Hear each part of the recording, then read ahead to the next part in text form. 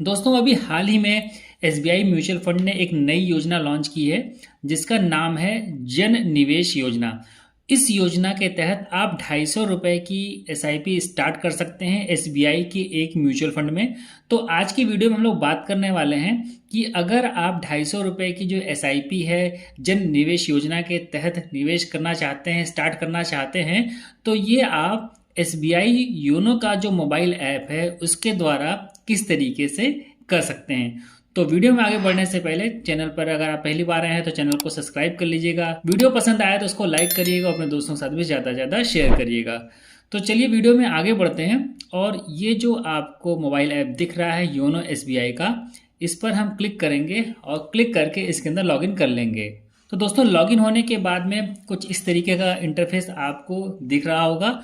तो यहाँ पर आप देखेंगे सीधा सीधा ही यहाँ पर जन निवेश एसआईपी इस तरीके से लिखा हुआ मिल जा रहा है। तो यहाँ पर क्लिक करके भी आप पहुँच सकते हैं। अभी इस टॉपिक पर मैंने परसों वीडियो बनाने का प्रयास किया था तो यहाँ पर ये ऑप्शन नहीं आ रहा था।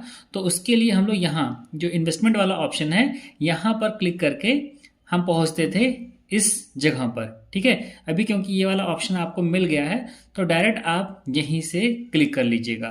जैसे आप क्लिक करेंगे तो आपके सामने इस तरीके का इंटरफेस आ जाएगा। अगर आपको अपने मोबाइल ऐप में जन निवेश योजना का ऑप्शन न मिल रहा हो तो आप योनो एसबीआई का जो मोबाइल ऐप है उसको अपडेट कर लीजिएगा। उसके बाद आप चेक करिएगा तो आपको ये ऑप्शन अवेलेबल हो जाएगा, शो हो जाएगा। ठीक है, तो अभी यहाँ पर जो इसके फीचर्स हैं वो दे रखे हैं और यहाँ पर आई एम इंटरेस्टेड लिखा हुआ है तो सिंपली हम यहाँ पर कर देंगे क्लिक। ठीक है, यहाँ पर जैसे आप क्लिक करेंगे तो यहाँ पर आपको दिख रहा है कि जो जन निवेश एसआईपी के द्वारा आप 250 रुपये की एसआईपी करेंगे वो किस फंड में जाएगा। तो वो जाएगा SBI balanced advantage fund regular plan में जाएगा। और यही इसकी कमी है क्योंकि जब आप यहाँ पर ऐसे क्लिक करेंगे तो यहाँ पर डायरेक्ट प्लान का ऑप्शन हमारे पास में नहीं अवेलेबल है। तो अभी इसका क्या असर पड़ेगा इसी के बारे में हम लोग वीडियो में आगे बात कर लेंगे।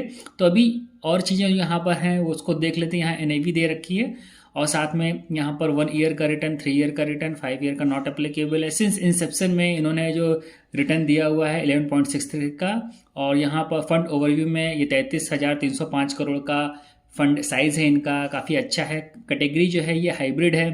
यहाँ मिनिमम इन्वेस्टमेंट 250 रुपये इन्होंने बता रखा है। ऑप्शन ग्रोथ है जो कि अच्छी चीज़ है। और जो इसका बेंच मार्क है वो Nifty 50 hybrid composite depth 50/50 index का है। ठीक है, और यहाँ पर रिस्क पैरामीटर ये हाई सभी का रहता है, इसमें कुछ खास बात नहीं है। फंड मैनेजर का यहाँ पर नाम दे रखा है। अब सीधे जो इन्वेस्ट नाउ का ऑप्शन है यहाँ पर आपको कर देना है क्लिक।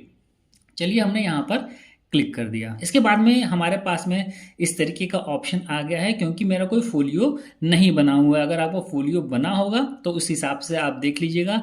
मेरा फोलियो नहीं बना हुआ है और ये बोल रहा है कि आप अपना फोलियो क्रिएट करना चाहते हैं तो मैं सिंपली यस पे क्लिक कर दूंगा। तो जैसे ही मैंने यस पर क्लिक किया है तो यहाँ पर बैंक नेम में दिख रहा है, लास्ट की कुछ डिजिट दिख रही हैं बैंक अकाउंट की।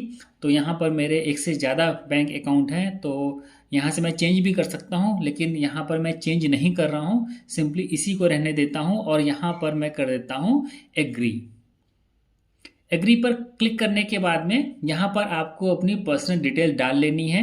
पर्सनल डिटेल डालने के बाद में आपका ये वाला जो ऑप्शन है ये इनेबल हो जाएगा या हुआ रहेगा पहले से ही। तो इसको आपको यहाँ पर नेक्स्ट वाला जो ऑप्शन है इस पर ऐसे टैप कर देना है। टैप करने के बाद में आप पर्सनल डिटेल्स के नेक्स्ट ऑप्शन में पहुंच जाएंगे और यहाँ पर भी नेक्स्ट का जो ऑप्शन है हमारा इनेबल है तो सिंपली हम नेक्स्ट पर क्लिक कर देंगे। उसके बाद में यहाँ पर भी मेरा सब कुछ पहले से भरा हुआ आ रहा है। आप देख लीजिएगा अगर आपका कोई जो कॉलम हो वो एम्प्टी हो, जहाँ पर पहले से फिल ना हो तो आप उसको भर लीजिएगा। तो यहाँ पर भी मैं नेक्स्ट कर देता हूँ। ठीक है, अभी आप यहाँ पर देखेंगे कि जो नेक्स्ट वाला मेरा ऑप्शन है ये इनेबल नहीं है। तो जो और डिटेल्स मेरी यहाँ पर मांगी गई हैं उसको मैं यहाँ फिल कर लेता हूँ। इसी पेज पर जब थोड़ा सा आप नीचे की ओर आएंगे तो यहाँ पर आपको नॉमिनी डिटेल भी डालनी होगी और यहाँ से आप सेलेक्ट कर सकते हैं कि 1 2 3 जितने नॉमिनी आप चाहें यहाँ पर चूज कर सकते हैं। मेरे केस में मैं एक ही नॉमिनी यहाँ पर रहने देता हूँ। यहाँ नॉमिनी का नेम, डीओबी और रिलेशनशिप विथ नॉमिनी डाल लीजिएगा और साथ में कितना % आप उसको अलॉट करना चाहते हैं उसको डाल लेना है। अब यहाँ पर आपको एक ऑप्शन मिलता है एड्रेस सेम एज इन्वेस्टर्स, तो यहाँ पर मेरे केस में सेम है तो यहाँ पर मैं ऐसे टिक कर दूंगा। जैसे ही मैंने टिक किया है ये नेक्स्ट वाला ऑप्शन जो मेरा इनेबल हो गया है इस पर मैं कर दूंगा क्लिक। क्लिक करने के बाद में अब मेरे पास में यहाँ जो लिख करके आ रहा है वो लिखा है link your account for mutual funds transaction. तो ये जो सेविंग अकाउंट है इसी को मैं यहाँ पर लिंक कर रहा हूँ और यहाँ पर I have read and agree to the terms and condition, यहाँ पर ऐसे क्लिक कर दे रहा हूँ और यहाँ पर ऐसे नेक्स्ट पर कर देता हूँ क्लिक। अब आपके पास में इस तरीके से एक ओटीपी आ जाएगा, इस ओटीपी को हम यहाँ पर डाल लेंगे। तो दोस्तों यहाँ पर हमने ओटीपी डाल दी है। अब सिंपली जो सबमिट का बटन है इस पर हम करेंगे क्लिक। सबमिट पर जैसे हमने क्लिक किया है तो हमारे सामने यहाँ पे कॉन्ग्रेचुलेशंस और हमारा ये फोलियो नंबर लिख करके आ गया है, हैज़ बीन क्रिएटेड। तो अभी हम यहाँ पर कंटिन्यू करते हैं। अब हमारे सामने एक ऑप्शन आया है जहां पर ये पूछ रहे हैं कि आपको लमसम निवेश करना है या सिस्टमेटिक इन्वेस्टमेंट प्लान यानी कि एसआईपी के द्वारा निवेश करना है। तो मेरे केस में मैं इसको सेकंड ऑप्शन को चूज करूंगा। तो दोस्तों यहाँ पर कोई प्रॉब्लम आई और उसने मुझे सीधे बाहर निकाल दिया। तो यहाँ पर ऑलरेडी मेरा लॉगिन है, फिर से हम यहाँ पर करते हैं क्लिक। अभी वो इमेज आई नहीं है तो और यहाँ पर फिर से आई एम इंटरेस्टेड पर करते हैं क्लिक और यहाँ पर फिर से जो इन्वेस्ट नाउ है यहाँ पर करते हैं क्लिक। अभी देखते हैं कि ये पूरी प्रोसेस हमें फिर से करनी पड़ेगी या उसके आगे दिखाता है। तो पूरी प्रोसेस हमें फिर से नहीं करनी पड़ी है। अगर आपके साथ में ये प्रॉब्लम हो, अगर आपको बीच से ही वो लॉग आउट कर दे या कुछ टेक्निकल एरर लिख करके आ जाए तो आपने जहाँ पे छोड़ा होगा आपको वहीं से कंटिन्यू करना होगा, यानी कि आपको बार बार चीज़ों को फिल नहीं करना पड़ेगा। तो हमारे सामने अभी जो ऑप्शन आ रहा है वो आप देख लीजिए। यहाँ पर डेली एसआईपी का आ रहा है, वीकली एसआईपी का आ रहा है, मंथली एसआईपी का आ रहा है, क्वार्टरली एसआईपी का आ रहा है और यही जन निवेश एसआईपी हमारी। तो हम यहाँ पर मंथली एसआईपी चूज़ करेंगे। Amount you wish to invest, जो मिनिमम अमाउंट है उसी को ही मैंने यहाँ पर लिखा रहने दिया है। स्टार्ट डेट यहाँ पर पूछ रहा है तो मैं 28 मान लीजिए डाल देता हूँ, ठीक है, और यहाँ पर कर देता हूँ okay.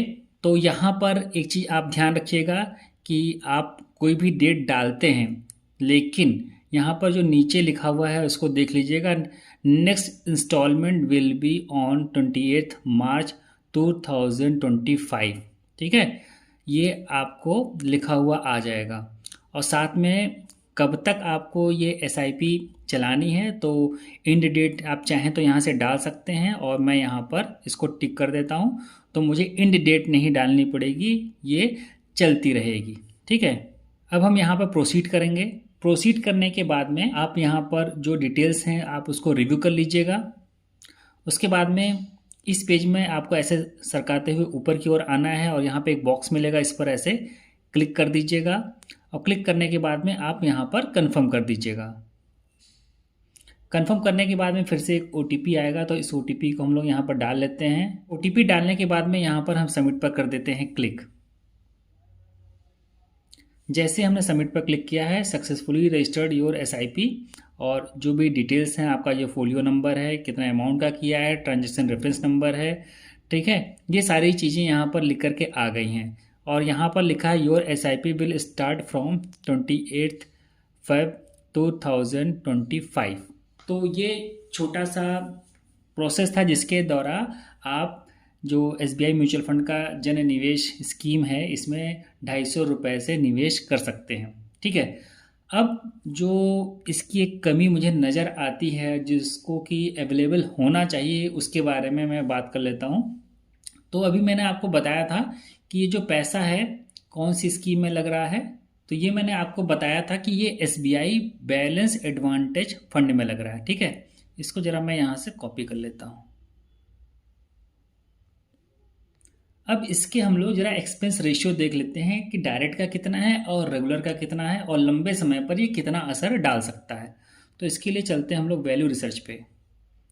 SBI balance advantage fund, इसको हमने सर्च कर लिया है। तो अभी आप यहाँ पर देखिए जो ये डायरेक्ट प्लान है, ठीक, तो इसका मैं आपको पहले एक्सपेंस रेशियो दिखाने का प्रयास करता हूँ। तो इसका एक्सपेंस रेशियो है 0.69, ठीक। और यहाँ पर मैं आपको रेगुलर प्लान का दिखाता हूँ, और यहाँ पर आप देखेंगे एक्सपेंस रेशियो है 1.57% का लगभग। अगर राउंड फिगर में कर लिया जाए तो 1% का यहाँ पर अंतर है। ठीक। अब आप लोगों में से बहुत सारे लोग सोचते हैं यार ये 1% से क्या ही फ़र्क पड़ता है, तो उसको भी मैं आपको दिखा देता हूँ। और जानबूझ के हम लोग थोड़ा सा अमाउंट बढ़ा लेंगे और टाइम ड्यूरेशन ज़्यादा लेंगे, जिससे आप इस अंतर को और अच्छे से समझ पाएँ। ठीक है, तो चलिए हम एक खोल लेते हैं एसआईपी कैलकुलेटर। अंतर ज़्यादा दिखाने के लिए मैं अमाउंट को थोड़ा सा बड़ा ले रहा हूँ।